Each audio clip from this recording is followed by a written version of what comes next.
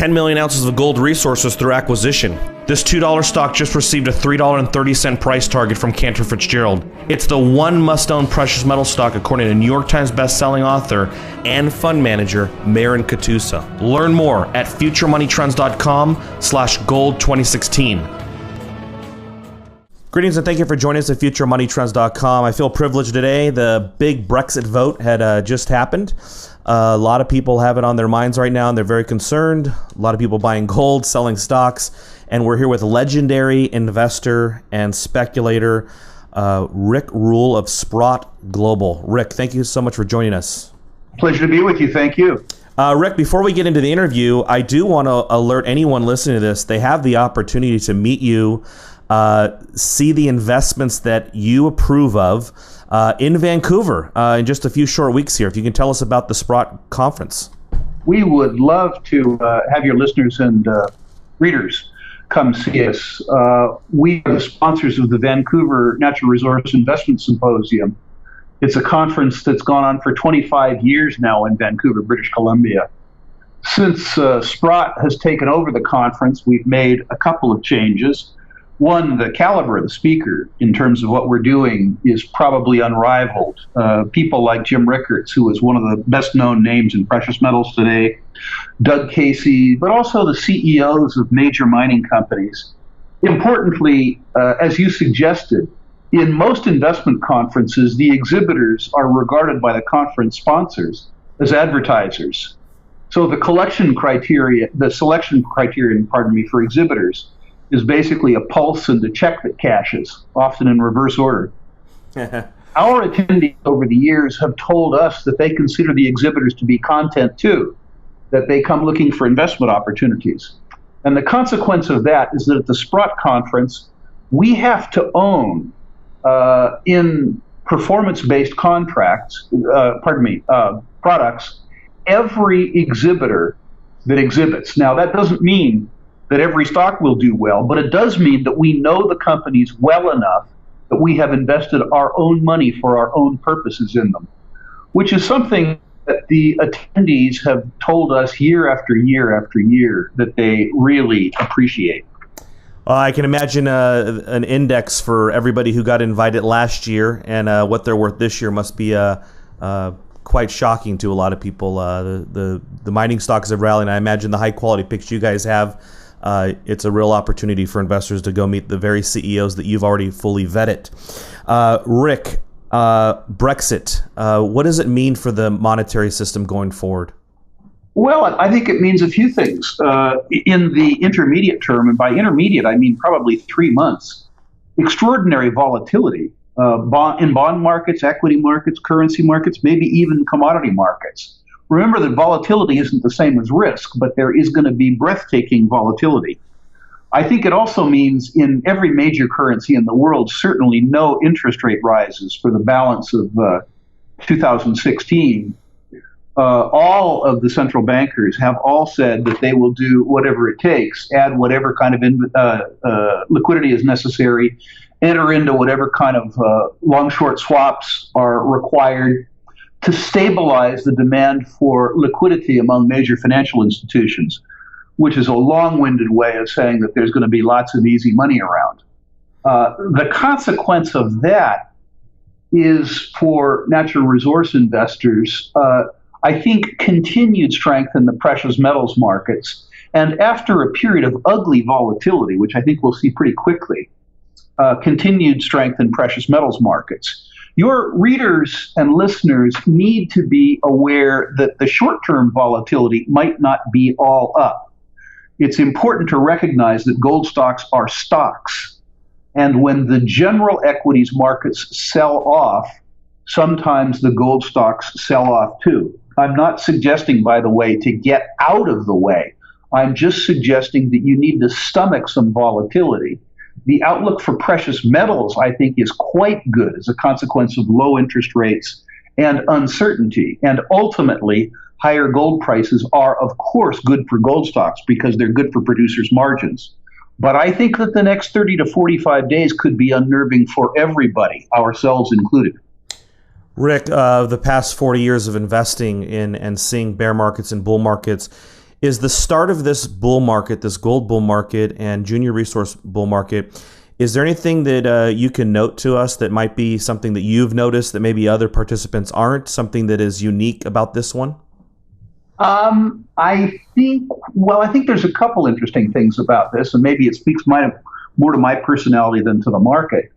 But on the junior side, I think that the length and severity of the bear market will mean that the bull market recovery will continue to be sharper and more spectacular than people believe.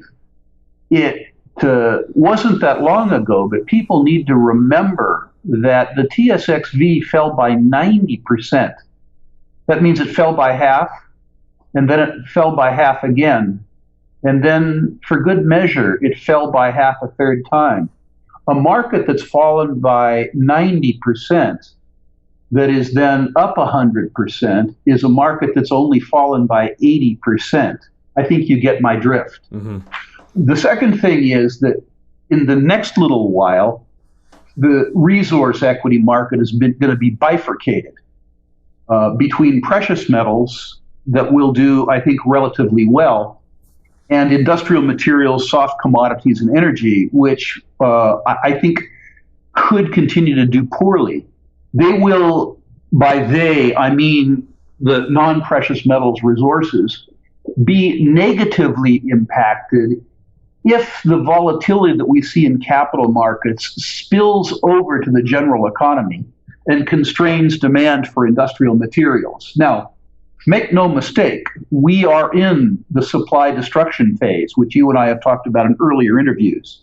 And that supply destruction phase will absolutely, without a doubt, generate a rip-roaring bull market at some point in time in the future.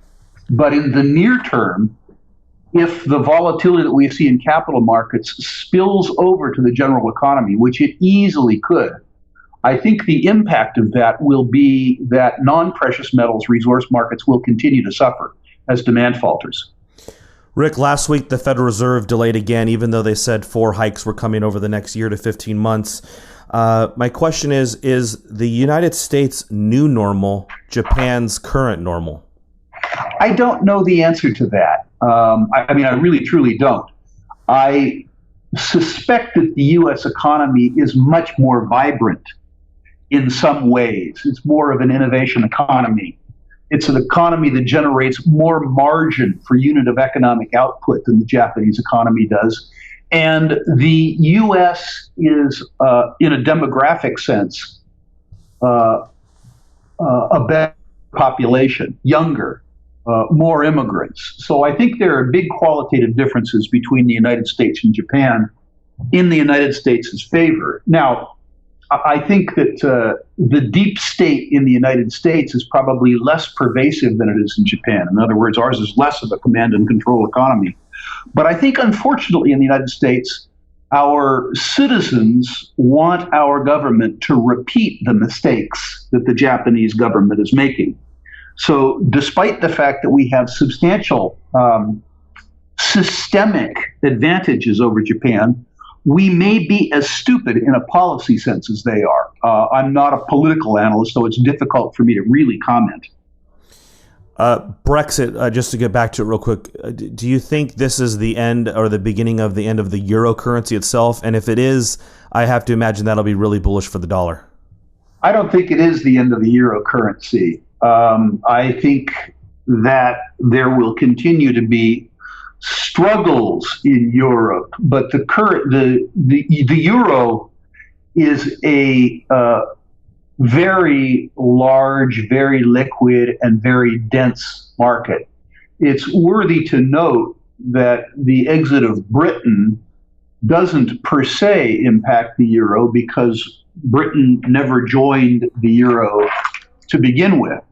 Will this lead to more centrifugal pull in the euro region? In other words, as a consequence of the British vote to exit, will the Eurozone begin to disintegrate on the periphery? I think that's a good question, but I think in the near term, the answer to that is no. I think that if you saw the sovereigns which are most inclined to exit the European community because they don't like it's put on them by the center, their borrowing costs would rise so dramatically if they left the euro that it's unlikely that they'll do that. Last question. I want to talk to you about California, Rick. I'm a California native, so are you. And I left that state. I'm now in Texas, which I hope one day there is the hashtag sign followed by Texit. And anyway, you know, when I see the Donald Trump rallies from the Northern California to Southern California, and I see basically just violent protesters burning, you know, U.S. flags, flying flags of another country. And then everything I know about California from the people I left, you know, the struggles the middle class has there, and the fact that it's 11% of the population but has over 34% of the welfare recipients. I got to tell you, Rick, is California is it turning into a third world hellhole? Oh, I like it. I'm likely to leave California in the next 2 or 3 years to move to the state of Washington, but not because I don't like California or because Washington weather is better than California. The consequence of my employment with Sprott is to be closer to Vancouver and Calgary. The truth is that California is many things. It's the most innovative economy in the world. It has one of the lowest median age populations of any state in the union. It's also the most ludicrously overgoverned, or one of the most ludicrously overgoverned places on the planet. The social disturbance that you talk about and the flags that you're talking about, I think probably have to do with Hispanic immigrants. And having grown up in California, one of the things that attracts me to California is the prevalence of the Hispanic culture and access to the Hispanic culture. When immigrants come to this country, by and large, there are the best people from the country that they were leaving, and they become the best people in the countries that they were going to. And Mexican workers are no exception. What we do to them when we get them here is very different. We teach them, like we teach Caucasian people and black people and yellow people, we teach them a culture of dependency and entitlement. So if we have a problem in California, it's a problem of our own creation. That's a great point. You know, it goes to, I seriously doubt you would endorse any kind of American exceptionalism, but I've always looked at the DNA of everybody, you know, the nation, of course, built on immigrants from many different regions. That the DNA of an immigrant is exceptional because they're pioneers, correct? My grandfather came to the United States from northern Italy as an illegal immigrant, except for it wasn't illegal then. Many people don't know this, but the origin of the pejorative term for Italians, WAP, means without papers. My grandfather came without papers. It worked well for him. It worked well for us, and it worked well for the United States, too. So, for the most part, in your opinion, it's actually not so much. It's obviously not the immigrants. It's the society. It's the welfare. It's the it's the idea right. of the state. It's the residents. That's right. All right. Well, certainly exciting times here, Rick. It was a pleasure to talk to you. Look forward to seeing you at your show in just 4 or 5 weeks here. And anyone who's interested, where's the best place for them to go to register? I think the best place is, well, I'll tell you what we'll do is we'll forward you a link for your website, which you can use to accompany this talk. But if you come to our own website, www.sprottglobal.com, we'll certainly make information available to you. Looking forward to it, Rick. Thank you so much for your time. Thank you, sir.